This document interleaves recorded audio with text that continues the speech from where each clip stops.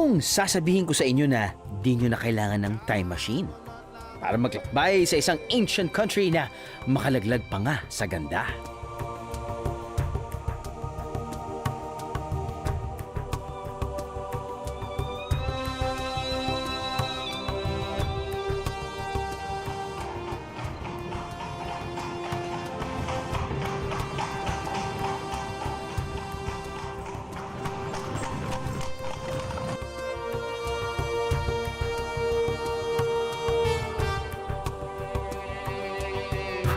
Isang lugar na mayaman sa kasaysayan at makukulay na tradisyon.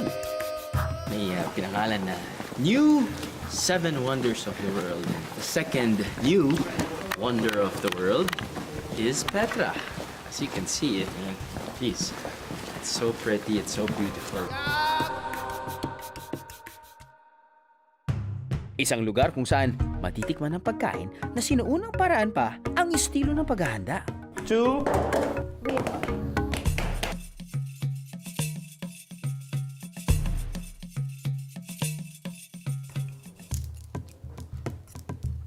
Hindi ko alam kung anong lasa niya, pero masarap lasa niya.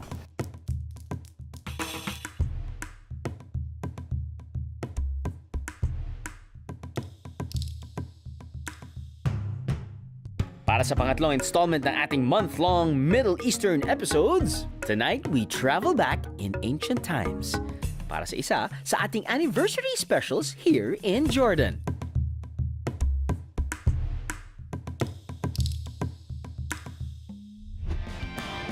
Ano? Sama kayo sa biyahe ko? Sa layong 8,754 kilometers from Manila, 12 to 13 hours ang biyahe sa eroplano kung pupunta kayo ng Amman, ang sentro ng Jordan. Mainam kung evening flight ang i-book nyo para itutulog nyo na lang sa eroplanong biyahe.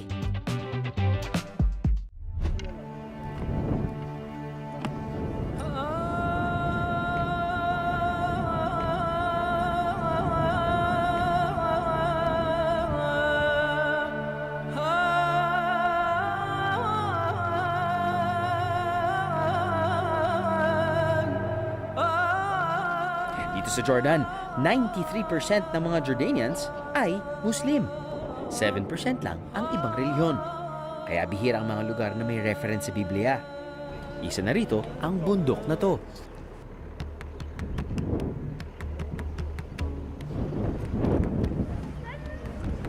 Sakay ng aming mini tour bus, una namin pinuntahan ang ancient historical landmark na to, ang Mount Nebo. Mula Amman, aabot ng halos 2 oras ang biyahe para marating ito. Pero ayon sa aming guide na si Fadi, dadaan kami sa mas mabilis na ruta. Wala pang 1 oras, matutunto na namin ang bundok. Ito ang daan na tinaguriang Pope Road. Tinawag na Pope Road ito dahil nang pumunta si Saint Pope John Paul II sa Jordan, ito ang dinaanan niya para marating ang Mount Nebo.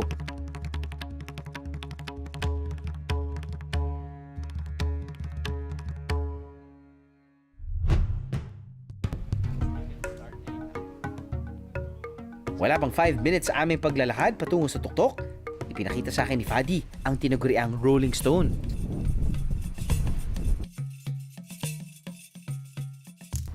So mga biyahero, kung meron tayong wooden door or glass door during the present time, ito yung kanilang Rolling Stone, or this is an old type of door.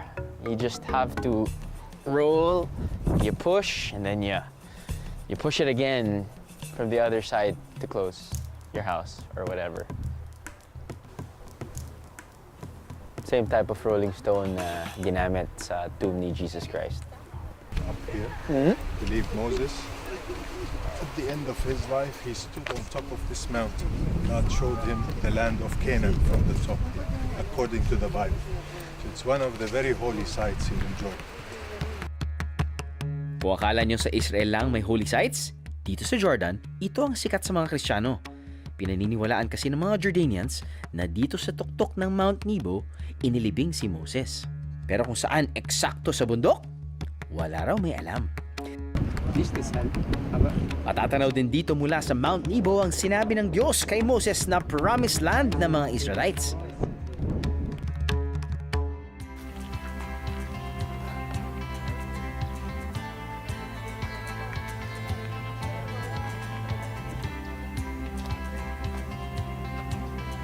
Truly breathtaking ang tanawin mula sa tuktok.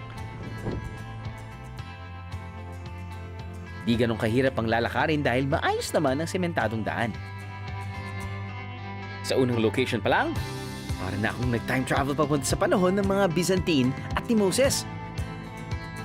Dito tayo ngayon sa tuktok ng Mount Nebo, no? And kilometers away from here, makikita natin yung capital ng Jordan, which is Amman. Doon rin tayo pupunta mamaya.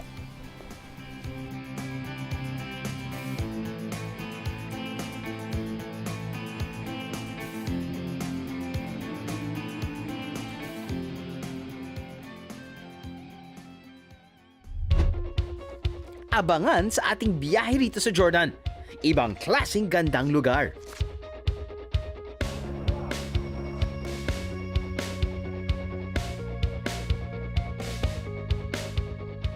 Samahan mo pa ng isang masarap at makapigil hiningang kainan. We call it makluba, which we translate upside down. Like that? Yeah. This is, wow! Tapos, may konting kulitan pa with the locals. Thank you. I will now call you Eric. Eric Buhangin. Equals, isang malupet na anniversary episode.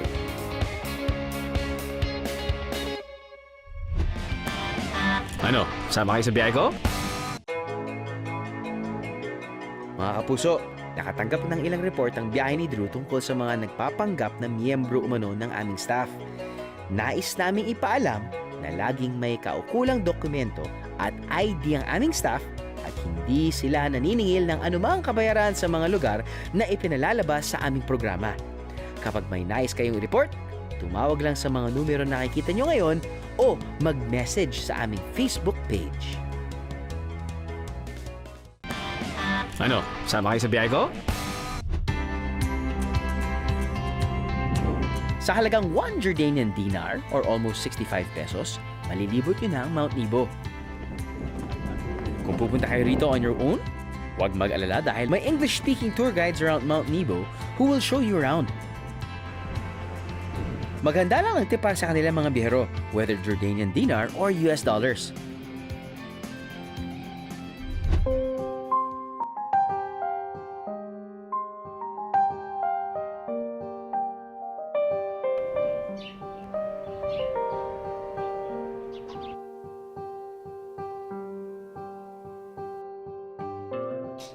Isa pang maaari niyong makita dito sa tuktok ng Mount Nebo ang century-old art mosaics ng sinuunang Jordanians. Marble floors, 6th century, after Christ. This is all original.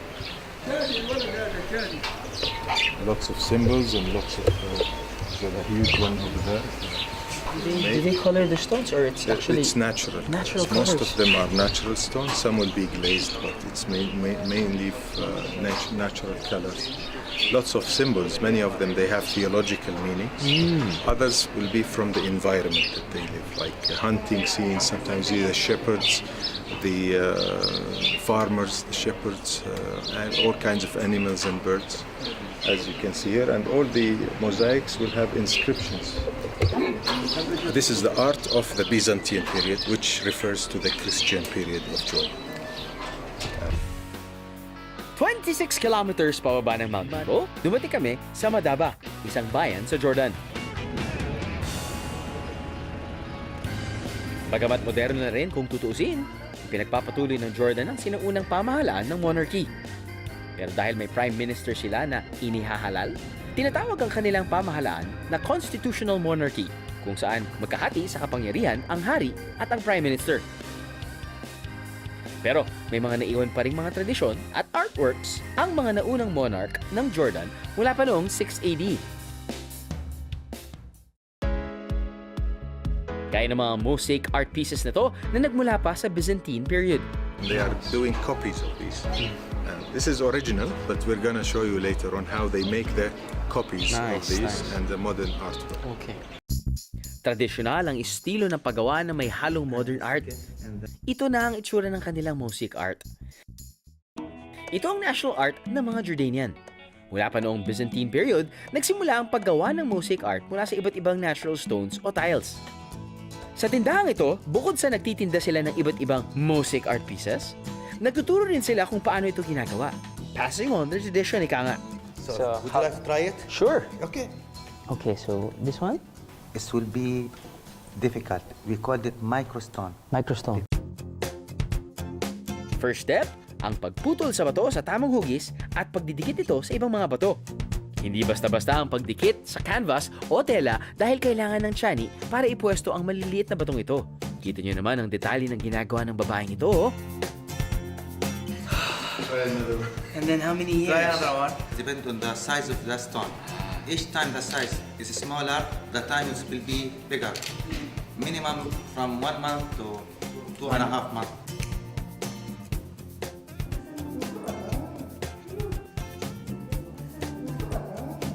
Hirap to, chum. Thank you. Let me guess your name. Your name is Sharon. Sharon Stone. No? No, I guess not. Isipin nyo kung gaano nila pinag-uukulan ng panahon ang mosaic arts na to. Hindi biro, kaya ang presyo ng 100% handcrafted art pieces na to, umaabot mula 100 hanggang 1,000 Jordanian dinar o higit pa. Sa palitang halos 65 pesos kada isang Jordan dinar, aabot ng 65,000 pesos ang isang simpleng Jordanian mosaic art. Isa pang popular folk art ang painted ostrich eggs, gaya nito. And in the end result, we have something like this. You can hold it. This one is take minimum from 78 hours to 125 hours. Time working. The price is starting from 250 up to 600 GD. So, ang ginagawa nila, kumukuha sila ng ostrich egg. Tapos, same style ang ginagawa nila dun sa mosaic art na ginagawa nila gamit ang tela. Pero ito, syempre mas intricate dahil mas small or mas fine or mas detailed yung kanilang artwork at ito yung magiging end product nila. Such a hit. Hitlog. No? I'll put it back.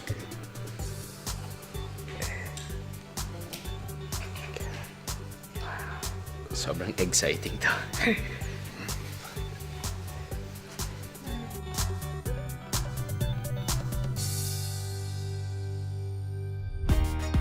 Up ahead! Finally, mapapasyalan ko na ang isa sa 7 new wonders of the world, the Rose City, Petra.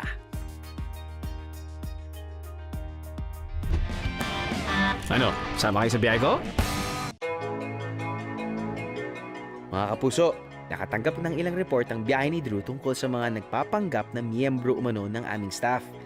Nais naming ipaalam na laging may kaukulang dokumento at ID ang aming staff at hindi sila naniningil ng anumang kabayaran sa mga lugar na ipinalalabas sa aming programa.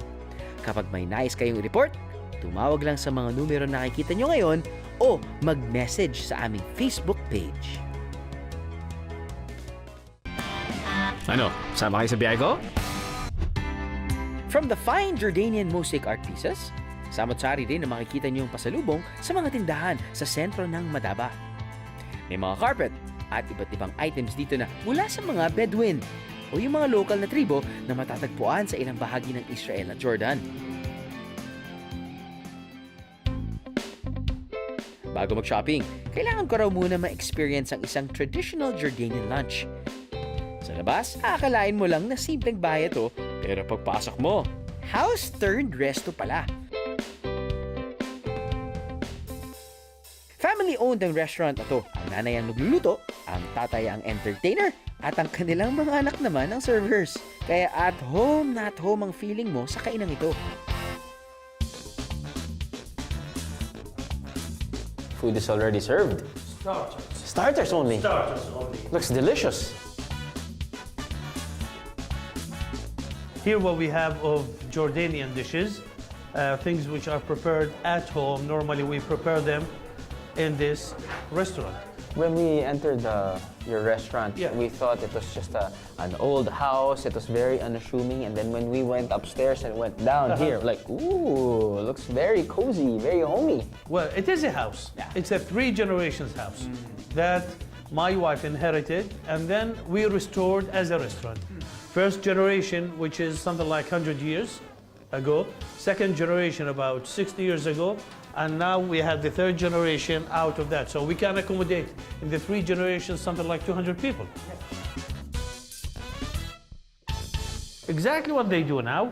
This one, if you want to look at the Jordanian food. So this one is a mix of bread. Now we don't get rid of the extra bread. The extra bread, we keep it. Okay, if you don't eat this, we fry it and we add on top of it olive oil and za'atar or thyme. Okay, and then we put yogurt and tahini on top with aubergine.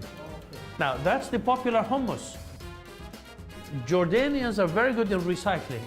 So supposedly we have like big aubergines and big zucchinis and so on and tomatoes, which are not good for this dish. So we call them tagine. We cook them together. So they have a lovely taste. And Arabic salad. Sa salitang Jordanian, mesa ang tawag nila sa appetizers or starters. Try a bit of everything, and then remember, those are starters. So half tummy. Okay, para sa mga bihero na, okay, para lang ma-explain ko sa inyo na mabuti. Yung pita, kapag hindi nila naubos, i-deep fry nila. Okay? Tapos nun, ito na yung deep fried, no? Siyempre, naglagay na sila ng different toppings or herbs, no? But then, isa pang concoction ay maglalagay sila ng, is it yogurt? Is it yogurt? It's yogurt, and tahini. And tahini. Topping. There you Yeah. go. So, yung texture niyan ay yung very refreshing feeling ng tahini and yogurt. Tapos nun yung texture ng fried bread na sobrang crunchy. Kaya, perfect combination. You totally understood what I said, right? Definitely. Well, I try. Well, I try from your physical appearance that you are lucky. I like it. Being here, happy. I'm for the very food. happy. Very happy. Very good. Now, I want you to try this. Just take one of that, okay? Cut it into 2 pieces and dip it in this. I mean, like that. Like this. Yeah. Good as well. First time for me to try za'atar. So it's a very healthy diet.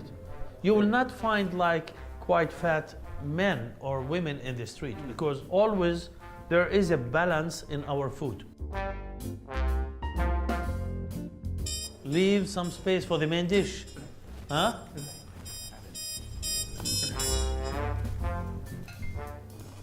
And now, presenting our main entree, ang makluba. This is the main dish, which is a mix of rice and spices, and chicken and vegetables, prepared by the chef, my wife, Ferial. Very beautiful. She's beautiful, she's professional, okay, and very healthy lady.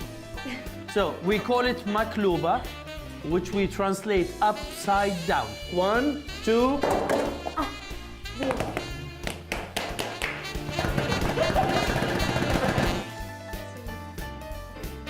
This is, wow. This is 1 cup of rice. You got everything in this dish, mga bihero. May gulay, may manok, and of course, may kanin. Makluba, love ya. Kumbaga, paella. Kompletos regados kasi syempre meron ka ng protein, manok, meron kang gulay, meron kang grains. Syempre, ang kukunin ko yung pinakamalasa. Miss ko na yung Pilipinas, yung kanin to eh. You put it on the side, huh? Yeah, one more, yes. In Arabic we say sahtin. Oh, Bon appetit. sahatin. Sahatin. Sahatin. Sahatin. Yes. Sahatin. Yeah. Sahatin. Sahatin. Sahatin to. Tirahin na natin to. Manok. Yogurt.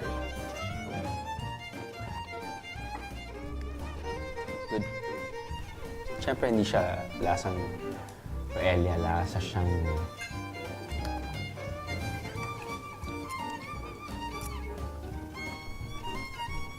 Hindi ko alam kung anong lasa niya, pero masarap lasa niya. Excited na ako umuwi. At research online kung paano nila ginagawa yung mga ino-offer nila or sinaserve nila. Going back to this dish, ang sarap ng pagkaluto ng kanin dahil malagkit. Well, actually, dahil kanin din, dahil namiss ko na yung Pilipinas, kahit pa, di ba? Alam mo naman yun eh. Pumunta ka sa ibang bansa, first few days, sige, kainin mo yung local food nila. Biglang pagdating pang-5 araw, talagang kainin ng kanin. Kainin ng adobo. Maybe the closest. Dahil malasa yung kanin, panalo, malambot yung manok. At least meron tayong yogurt, which is very, very new addition to the cuisine that we love. I guess it becomes Mediterranean dahil nga because of the yogurt sa side.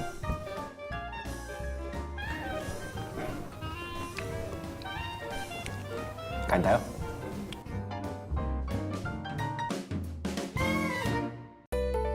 Matapos matikman ang napakasarap at malasang Jordanian food, pupunta na tayo sa pinakapambato ng bansang ito. Halos 4 na oras ang land travel patungo sa Petra. Nasa mataas na parte na kasi ito ng Jordan. Kahit pa mahaba ang biyahe, huwag mag-alala dahil may mga buffet stopover din kung saan kita na sa malayo ang view ng kabundukan ng Petra.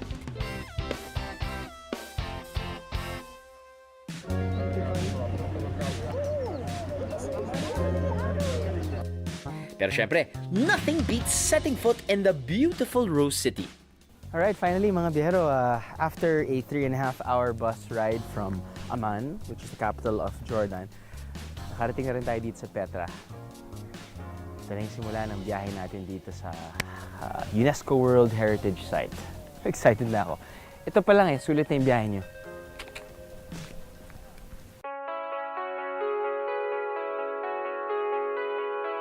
May kalakihan kasi ang buong lugar kung saan nakatayo ang Petra. A total of 264,000 square meters ang laki ng buong archaeological park na to.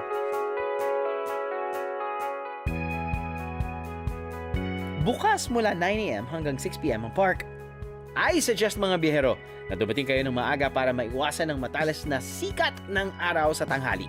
Mga biyahero, pagpasok niyo sa main entrance ng Petra, pwede naman kayo maglakad mga 5 to 10 minutes away before you reach the SIG, no? Yun yung maliit na opening. Pero, kung gusto nyo namang maka-experience ng kakaiba, pwede kayong sumakay ng mule, ng donkey, or even camel. Pero, bakit? Mas maganda sumakay ng Petrang kabayo. Yeah. Anytime. Anytime. Maglalakad na lang ako. Wala pa man sa mismong lagusan na kung tawagin ay SIG. May makikita na kayong sinaunang formation ng mga naging tirahan ng mga unang residente dito. Mula pa raw kasi 6th century BC, may mga tumira na rito.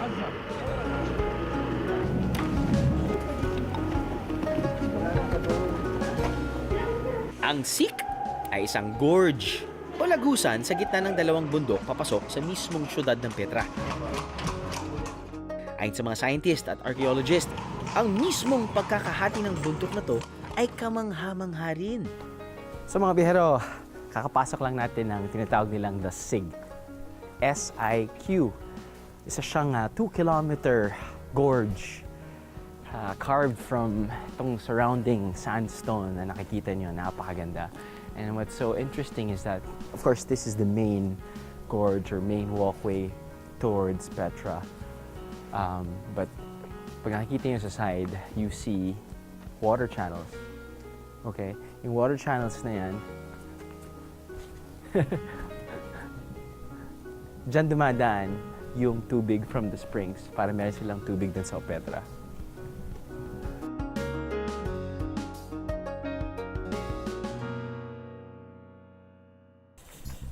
Alam nyo ba? Bang show na yan. Pero alam nyo ba na may pinangalan na New 7 Wonders of the World. And the second new wonder of the world is Petra. As you can see, I mean, geez, it's so pretty, it's so beautiful, and then, you know, the country of Jordan is definitely doing their best to maintain it. It's beautiful.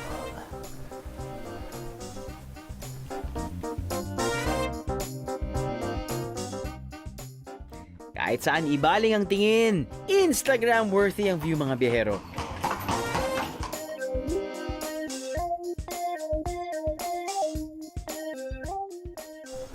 Stick talaga tong water channel, no? Galing eh.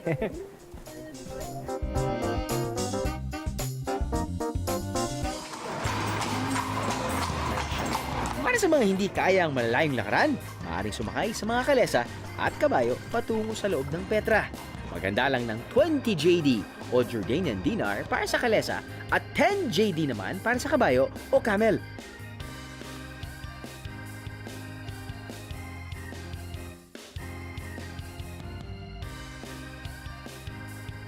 Nakita nyo pa ang mga naiwang mountain carvings ng mga sinuunang tao na tumira dito.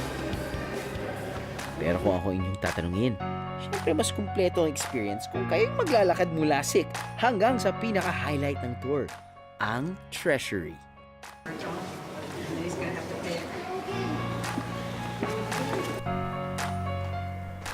So after 1.2 kilometers walking sa Sik, which is the gorge nga leading to Petra, ito na yung first big moment natin.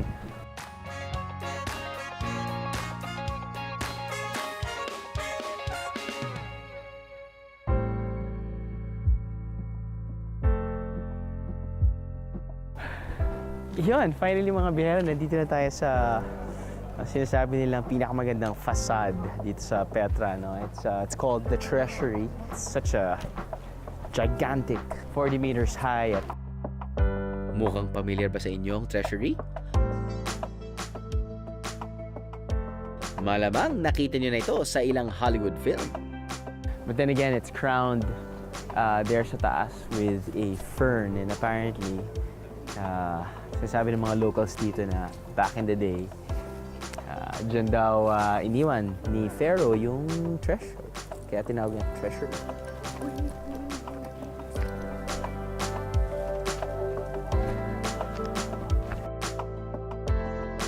Maniniwala ba kayo na inukit lamang mula sa bato ang pinakakilalang landmark ng Petra? Tunay na man-made wonder.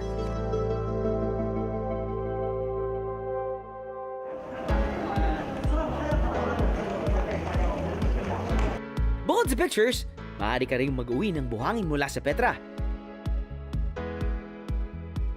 Ito ang sikat na Petra Sand Art bottles. Hello, how are you, my friend? How are you? Very good, very Nice good. to meet you. So, what are you doing here? What I do, I make the sand, you know. I make a different design by the sand. First, I put a different color, and after I mix it, Where do you get the sand? the sand from the mountain, you know, we bring the stone, for Right. example, like this one here. Wow. So this is all natural color? Yeah, it's a sandstone. Some of them we mix a different color to get one color. Gotcha. Yeah, and I make now a little hole, and I put a black sand to make the camel, you know. Right. Put the black sand, I make now the shape of the camel, Okay. the tail, okay. Right. I make the ham and the neck to make it more clean. Right. Nice looking camel. Yeah, and after, you know, when I finish it, I press it very well, Okay. and I glue it from the top. You see how? It's very nice. Yeah, and even also you can write a name inside it. Parang di biro ang trabahong ito ni Kuya. We are the first people in all the world we do this art, by the way. Can I try? Yes, of course. First, you have to make relax, okay? Okay? It's like I'm making a special potion. Yes. Like a magic. Abracadabra. Okay, should I Okay. put more? White. White. Pulburo. Cumin. Okay. This one? Any? Anyone, Any. just anyone. Okay. Cadabra. Okay. Okay. You put the black sand. You move it up a little bit, you know. Uh-huh. Okay. If the sand doesn't go out, you just move it like this. Like that. Okay. And now, okay. Now you start to make the shape of the camel. Yes. Yes. It's like a black cat, not a camel. Uh-huh. Maybe a dinosaur. Maybe a dinosaur. Now. Okay. It's a fat snake. I think it's a snake. Okay. Now you use this one to make the leg of the camel. Oh yes, push it down, down, down. Yes. Okay. And make the hand now. One. Okay. Okay. Okay. Now, okay. You. It's anyhow. It's a velociraptor. It's a pregnant brontosaurus. Yeah. Twins. Twins. Now you put more sand. More sand. Okay. Any color. Any color. Any color. White. Okay, wait. Yeah. Okay. But why we put white? Because you know the camel by the black with the white he can very shine, you know, very Right, clean. right, Yeah. right. This is why always we put white sand, you know. Now we do the neck. Ah, the How- neck, the neck. How I make it, you know. Okay. Look. Wow. Okay. Wow. Uh-huh. Look what I do now. I can make a decoration. Fantastic. You see? Yeah. Now I put a little white. Okay. And black, a Black. little black. Okay, black. Okay. Are you Picasso? What's your name, Picasso? My name's Atallah, you know. I thought Pablo. I am brother of Picasso. The same family, huh? The same family. Same but different. Now this is your camel and this is your bottle as a present from Petra for you. Siyempre, mas maganda kapag kayo yung gagawa mismo, no? Pero kapag sabihin natin gusto nyo lang ng pasalubong, or gusto nyo kumuha lang, bumili lang ng ready-made na pwede rin naman. It actually ranges from 200 pesos and up. It really depends on the design. Ito, this is priceless.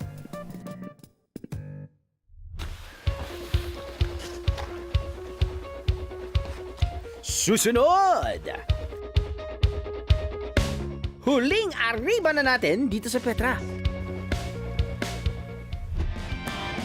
Ano? Sama kayo sa biyahe ko? Ano? Sama kayo sa biyahe ko? Gün dolandı dağı taşı, dinmiyor gözümün yaşı. We are on the last leg of our historical tour. Dito sa napakaganda, Mezgünde ayı makasaysayan felek, at makulay na bansa ng Jordan. Kanina, manghang-mangha kami sa ganda ng archaeological landmark na Petra.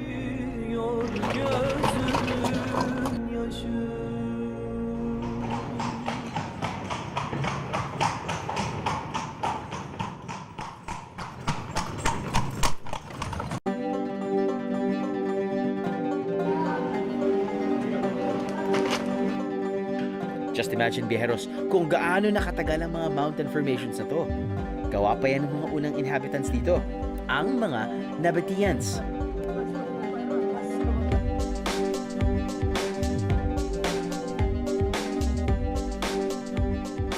Ang mga nakaukit sa treasury ay mga mensaheng nagbibigay pugay sa Egyptian gods.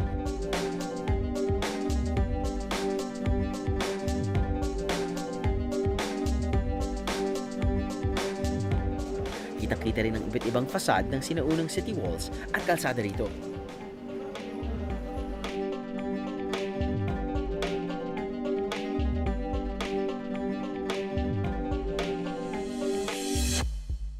Diba, sobrang fascinating yung pinakita sa atin ng sand artist kung saan nila nakukuha yung iba't ibang klaseng kulay ng sand. Well, dito nila kinukuha yan apparently. Because after all, Petra is like one huge sandstone. In this part, makikita talaga natin yung, the color variations, no? You have like your light blue, tapos yung nagiging dark blue. You have your red, tapos nagiging purple. And then you also have your parang turmeric na kulay, parang mustardy,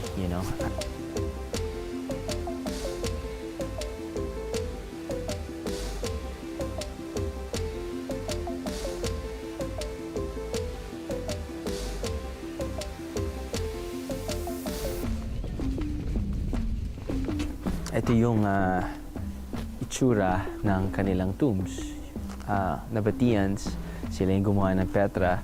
At kung makikita nyo, pagpasok nyo sa loob, may sarili silang space, no? Diyan nila nililibing yung mga mahal nila sa buhay.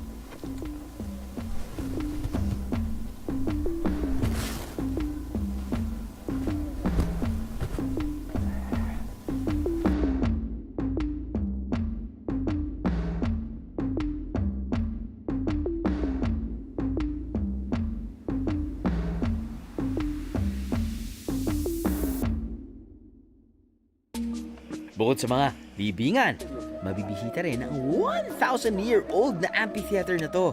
Kasya raw dito ang 3,000 tao noon.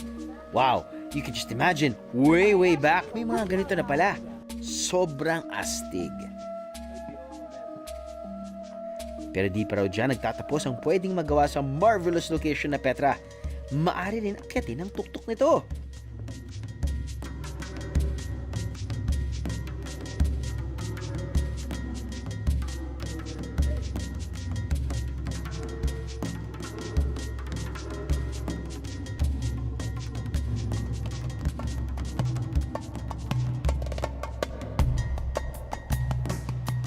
Make sure na may kasama kayong guide sa pag-akyat, mga bihero, dahil wala kayong mapagtatanungan at di ganon kadali ang mga trail.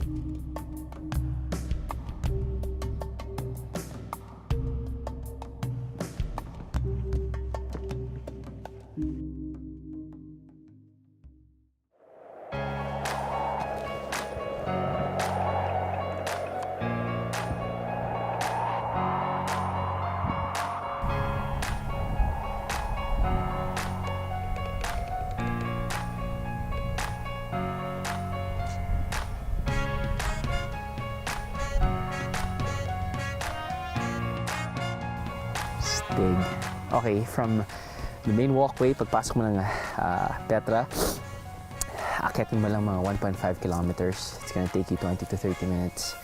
And then you'll reach this place, this mountain plateau. It's beautiful.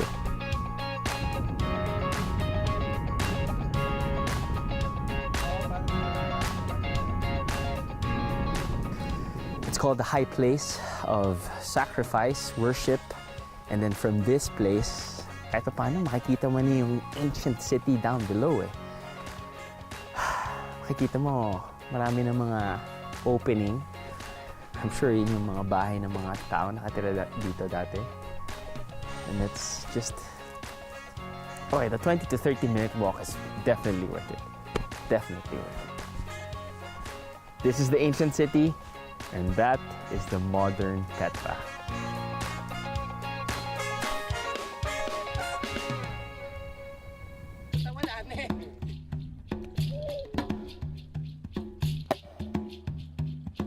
Truly magnificent.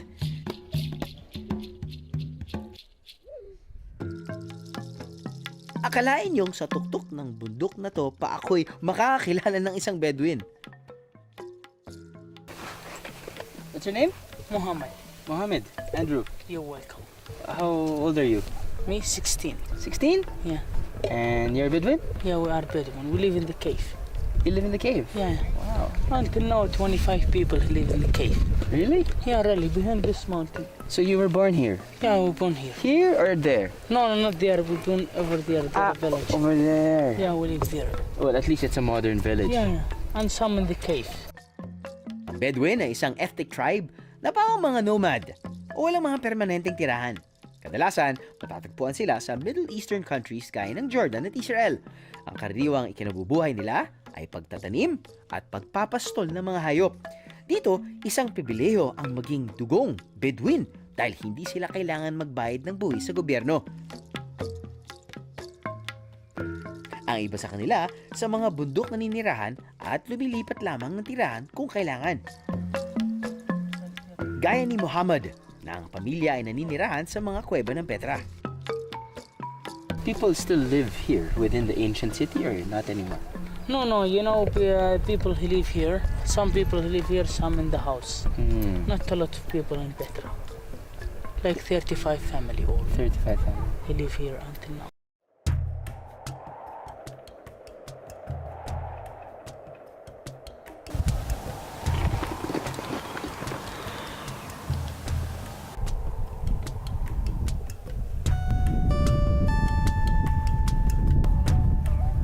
Whew, what a way to end our 3rd anniversary episode!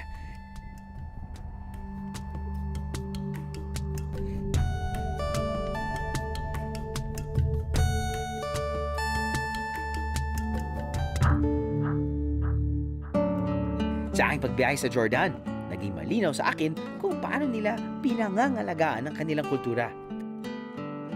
Lumalabas ito sa makulay nilang sining at sa lasa ng kanilang pagkain. Samahan mo pa ng mainit na pagtanggap. Kaya gaya ng mga nakaukit sa kanilang mga bundok, ang pagtanggap nila sa amin, tunay na tumatak sa aming puso. See you next week, Bejeros! When we bring that home, it's gonna be a hit. Hitlog. Actually, it's a beast. Pwede kayong sumakay ng camel, pwede kayong sumakay ng donkey. Pero, pag-iisipin nyo, ang pangit naman kapag sinabi mong Petra donkey or Petra camel. Panalo pa rin ang Petra kabayo. I really wanted to say that. Petra kabayo. Thank you so much! Nice to meet you, man. Enjoy your day. Thank you. I will now call you Eric. Eric Buhangin. Thank you so much. Thank Enjoy your day. Nice to meet you. Thank you.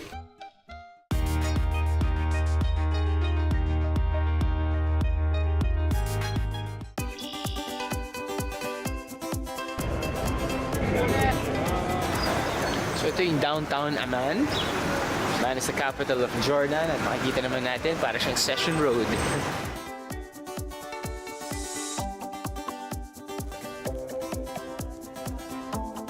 Busog na busog na ako eh. Sakta. I like it. Sakta.